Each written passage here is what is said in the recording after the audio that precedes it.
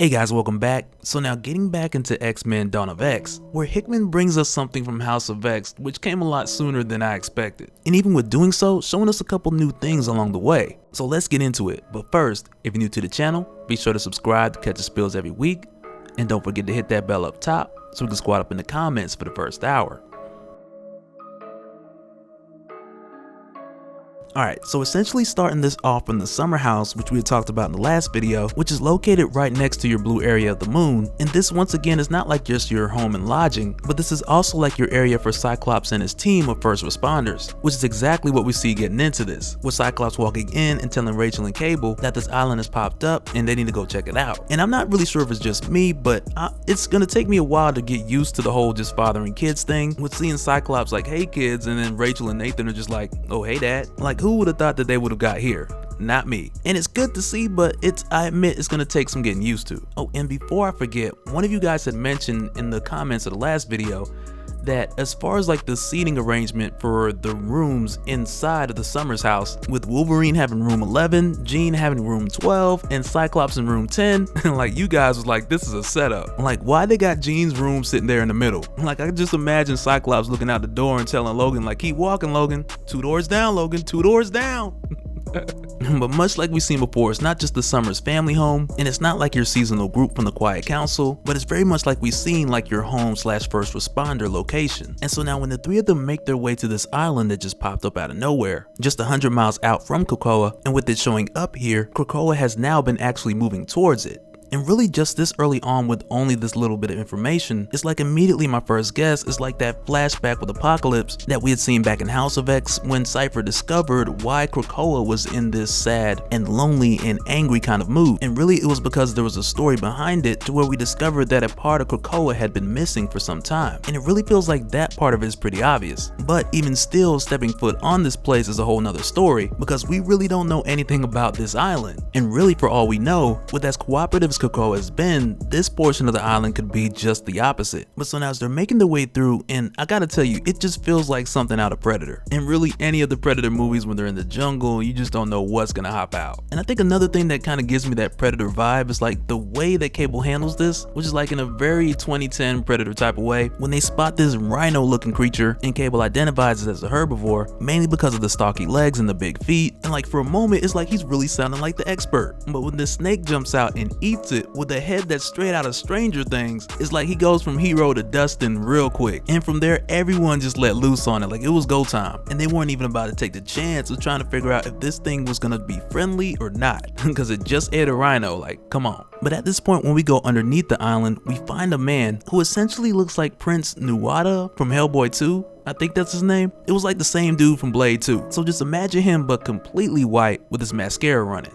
And boom, that's your guy. And so when we see him, he's speaking in this unknown language into what appears to be a doorway and talking to a figure that we don't really get a good look at. But when he's speaking to her in this unknown language, he refers to her as mother. And to where he's essentially asking for her guidance, she just tells him that he is to find his way here, find him, and follow him. And so now a little bit more about this new guy. We come to find out that he is a summoner to whom we're able to identify by the markings on their chest what level they are, and it kind of reminds me of Contest of Champions. But between the different types of summoners, you're able to tell their level by the markings below their circle, with 1 line being a summoner minor, 2 lines a summoner adept, and 3 lines being a high summoner. To where in the case of this guy, where we see the 3 lines, we know, okay, he's a high summoner. But among the different summoners, because of this endless war on Araco, which is the name of this island that we learned back in House of X, but because of this endless war, which has taken out a number of these guys, and like well over half, because for the high summoners, though they started with 3, this guy's the last one. And for the summoners adept with the 2 lines, they started with 30, but now they got 8. And for your first level summoner minors, they started with 600, but now they're down to 250, which shows us that this endless war has been extremely harsh, and eventually, given enough time, they'll be taken out completely.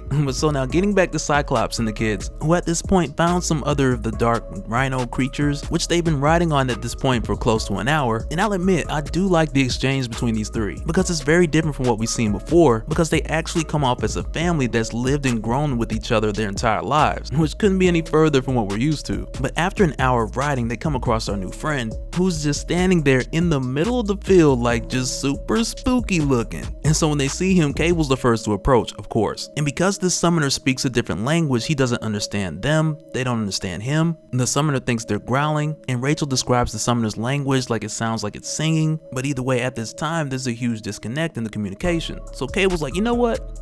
I got a gift for you. Because he figures, why not go ahead and break the ice, loosen up some of this tension. But when he gives the summoner a gift, which is a thermal grenade, he then gets behind his dad and his sister because he knows exactly what's about to go down next. Because the summoner pushes the button, detonates the thermal grenade, and Rachel just gets on Cable for this. She's like, see, this is why people don't like you. And when this happens, dude is just standing there like he's completely Omarion to the impact. And it immediately turns into one of those moments where like the dude is standing there and he's yelling at them and they don't know what he's saying. But it's one of those moments where you don't have to know what he's saying. It's like you just know it's about to go down. And of course it's here where he shows us what a high level summoner is capable of. And so now these creatures that the summoner is able to summon, he's able to bring them here by bridging the gap between Arakko and the land beyond the wild borders of Otherworld, with Otherworld being your pocket dimension, which we'll get much heavier into when we talk about Excalibur. But it's very similar to some of the things we touched on when we talked about Immortal Hulk and the Great Beast of the North, and even similar to like our talks of Weapon H, where we talked about Morgan Le Fay and Weird World, which also falls within your category of pocket dimensions. And so now eventually Rachel gets through to the summoner when Cyclops tells her to download the language of Krakoa into his mind so he can understand what they're saying, because essentially they do not want to fight this guy, let alone any of the Pokemon which he's bringing out. And really at the end of the day, this all started because Cable did something stupid.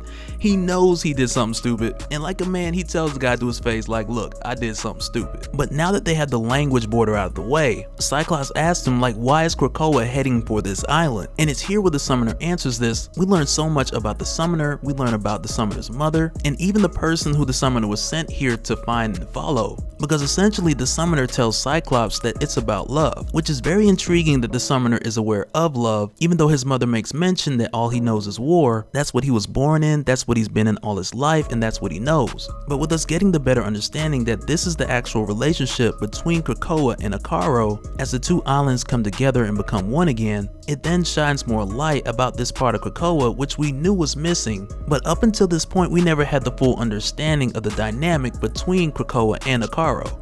And as these two different islands, which were lovers, become one again, Cyclops just covers Cable's eyes like, look, you're not old enough to see this. And I just imagine the music that's playing right now, like, there's a meeting in Krakoa,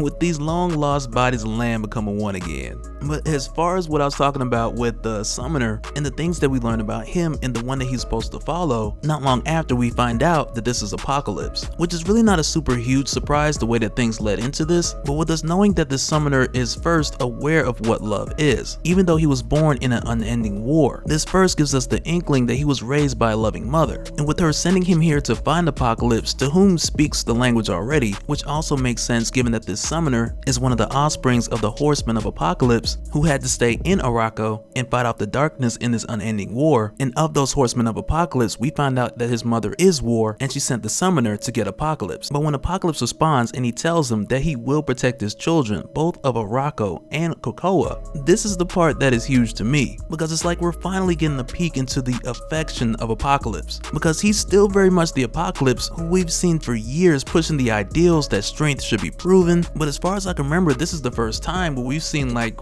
well, what's next? After strength is proven, then what? Because there has to be a point to where he understands that everybody is not him. Everyone is not nigh invincible. And if the concept of only the strong survive was like absolute law, then that's only a means to a very lonely end. Because at that point, you're saying like, okay, we'll just forget everybody who's not as strong as Apocalypse. Which at that point wouldn't make sense, because also, what about the people who are more powerful than Apocalypse? So then would he be pushed away because he's not as strong? And it's really for this reason that it feels like this is the most mature Apocalypse like that I've ever seen. And what Hickman is doing here is breaking the redundancy of this Apocalypse who at one point in time only cared about power. But now with him being tested and proving that if all of this is truly for your people, if it's truly for your horsemen and their children, then now it's like Apocalypse has finally risen to the place to where it's like now he's fighting for something. Now he's fighting for his family, to whom now we know he considers his children to be of Arakko and also those from Krakoa. But that'll do it for this one, guys. Man, I gotta tell you, like, the character development of Apocalypse right now, which I hope continues to go in this direction, because how you gonna be thousands of years old and just not change? But I like that we're finally seeing a sense of maturity through him. It's really refreshing. But let me know your guys' thoughts down in the comments below, and we'll do it again on the next one. Alright, later.